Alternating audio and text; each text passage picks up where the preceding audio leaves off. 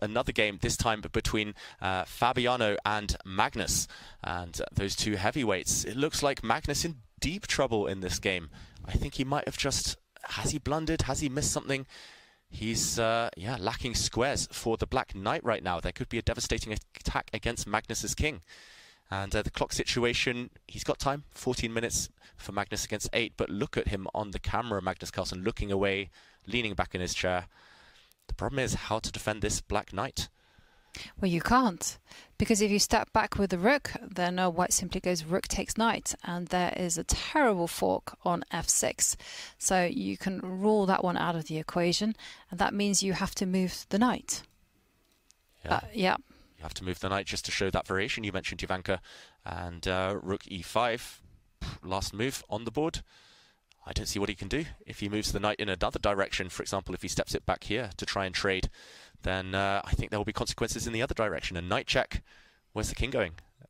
The name of this mate, Ivanka, you're the expert here. Is this Arabian? Arabian checkmate. Rook takes h7 and the black king is trapped. Knight c3.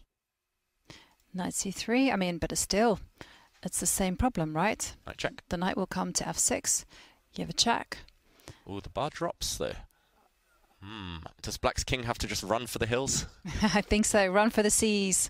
H4 wait, mate. this won't, mate. Yeah, this won't work.